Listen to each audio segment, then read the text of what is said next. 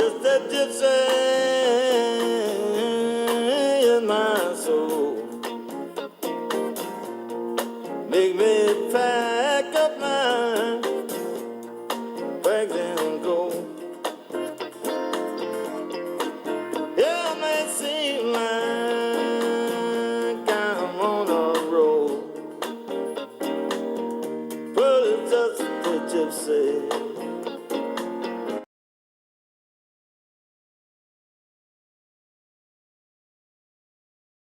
It was 1 o'clock in the morning.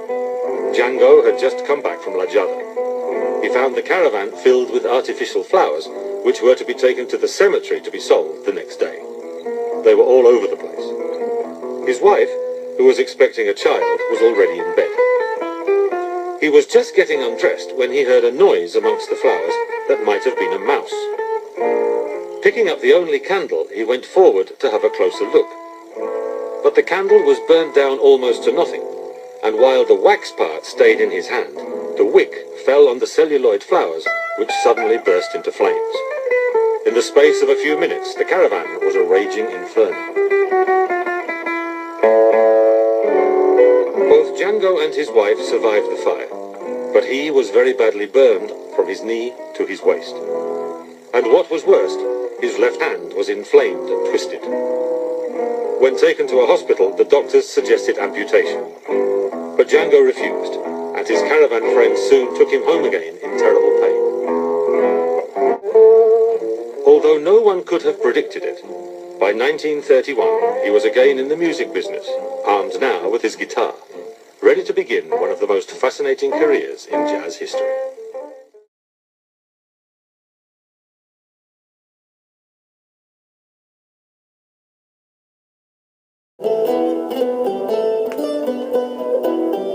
He was born in Istanbul in 1923, the same year the Turkish Republic was declared. His father, Mehmet Munir, was a religious Muslim who prayed 5 times a day, and yet he was aggressively anti-clerical and helped Kemal Ataturk establish the first secular republic in Turkey, thereby bringing it into the 20th century. In 1925, Mehmet was appointed as the Turkish representative to the League of Nations. In the next 20 years, he was the Turkish ambassador to Switzerland, France, England, and the United States.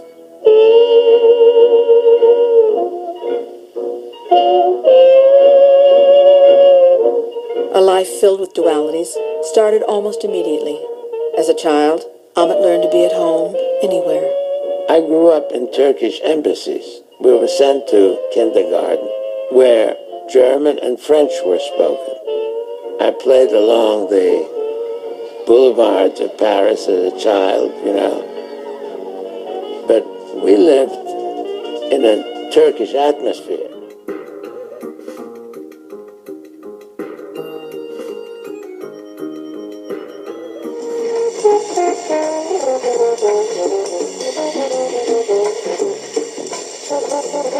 Jack took very specific patterns, not the blues pattern, not a chord pattern, but ways of speaking. And I mentioned not only people from Lowell, Mass., but all the people that he met in the whole panoply of American life, the whole palette of his painting of America, were all these fantastic people that he met that he loved to be with.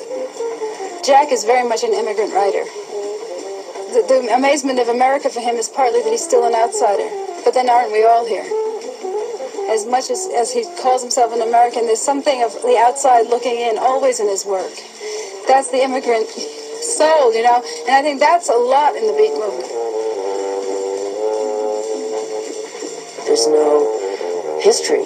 America has no history. That it's unbound. There's no limit to the possibilities. Americans felt this need to really burst through, and these journeys back and forth across the American continent. I think the writing from the Beat generation is mirroring the experience of being an American, of the hugeness and vastness and unbounded quality that you have in the landscape.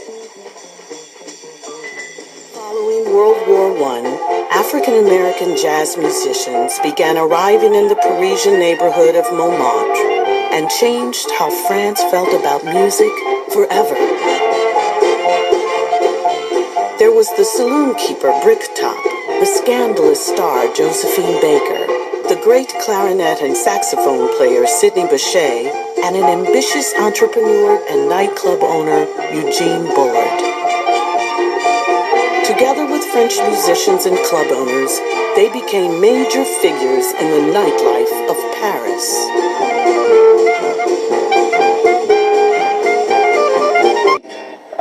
Mesro. He was the guy who wrote Really the Blues with Bernard Wolfe in 1946. And he was a very famous dealer to like Louis Armstrong and all the jazz people. Became a pot dealer and writer. Yeah, he was a blues musician. He was a saxophone player, and he had a bunch of band stuff. Did a European tour and whatnot. But he was known as for spreading the mez, they call it, the mighty mez, But in those days, jazz still wasn't well known in Europe, and Django played different kinds of popular dance music. This was going to change in 1932, when several black American jazz artists did their first European tours. The most important of these performers were Duke Ellington and Louis Armstrong. Good evening, ladies and gentlemen. I'm Armstrong, and we're going to sing one of the good ones for you. I was transported. I had never been so happy in my life because I was going to the lands of cowboys and Indians, gangsters, beautiful showgirls. I'd seen 42nd Street as a movie, was a fabulous thing with these great girls dancing and everything. And, of course, the greatest thing, the land of jazz. The thing that really was in my music was Miles Davis at the Cafe Bohemia, and that the thing that, in my words, was that music, and those syncopations. All the black musicians that were yelling at that time were doing the same thing we were. So they influenced us with their glib tongues, done melodiously rather than verbally, rather than with words, with their body English. It was a very, very nice marriage.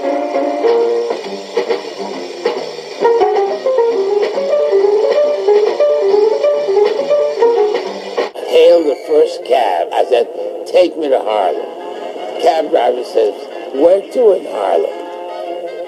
I said, I didn't know where to because I thought Harlem was a place where you just go there and everybody is having fun in the streets. I said, no, you got to know. I said, well, I want to go, someplace where there's some real good music and everything, So it took me to a place called the Plantation Club. The band was Hot Lips Page, and he was amazed that I knew some of his songs and so forth. And he said, it's terrific. He said, what college do you go to? I was in 7th grade, So I said, I'm going to Harvard, He says, oh, okay. So he says, well, go sit over there. He says, I'll send one of the girls to sit with you. So this beautiful chorus girl goes, we ordered some wine and so on. And they did the whole show.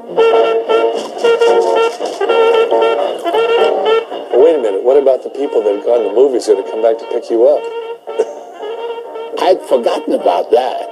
The show was fabulous. Beautiful girls, they're dancing with her. And the band was fabulous.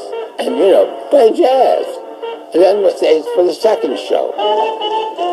And then the second show's over, and this girl takes me to a rent party.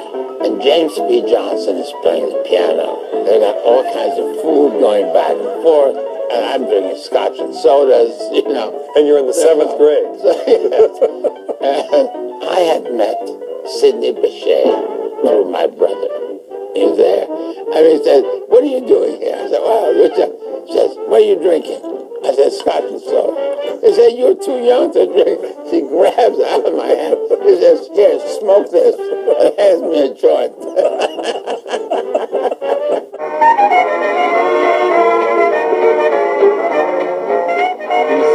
done smoking it, you see things in a wonderful, soothing, easygoing new light. All of a sudden, the world is stripped of its dirty gray shroud and becomes one big belly full of giggles, a spherical collage, bathed in brilliant, sparkling colors that hit you like a heat wave.